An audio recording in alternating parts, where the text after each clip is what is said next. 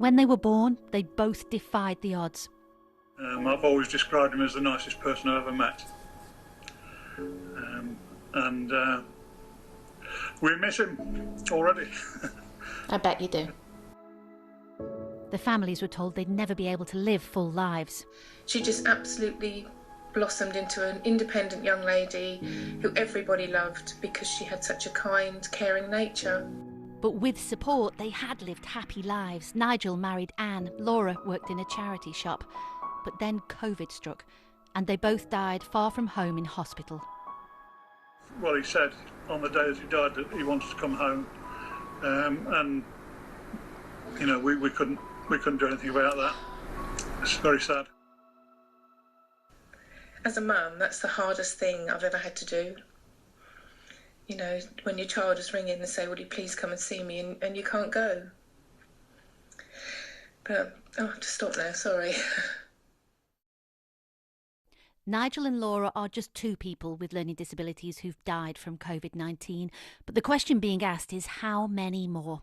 We've learnt there were 175% more deaths in places that can support people with learning disabilities last month than reported in the same period last year.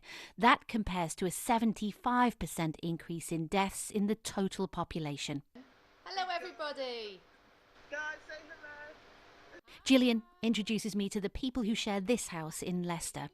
They are part of the Community Integrated Care Group, which says there's just not enough protection for Emma and the rest of the residents here. Hello there, Emma. It's just the testing is really, really difficult, Jayne. We've had one site, for example, last week, the Learning Disability site. It took 7 days for the results to come through, and that site is only being staff that's been tested, and you're still saying no, there's no testing for the people that live there, yet there's 5 people with learning disabilities that live there. So I think what they've offered into older people's care homes in terms of that routine testing for both residents and care staff, that needs to be extended into other vulnerable groups within the social care sector. It's an But why, absolute... if yes for old people, why no for learning disabilities? And there's been no reason given for that. And when it comes to the very fight to save lives, there are also concerns and questions. Nigel and Laura's families were both asked what they wished for the relatives' care. And I don't even know the name of the doctor that I spoke to, just said to me, you know, what interventions do you want put in place for Laura? And I said absolutely everything. They wonder, is that a question they would have been asked if they had not had a learning disability? No, I don't think it would. I don't think it would. We've seen exclusive research by Learning Disability England, which shows do not resuscitate orders are appearing in medical notes without families even being consulted. And most of those people are non-verbal. And people who are non-verbal can't actually speak out.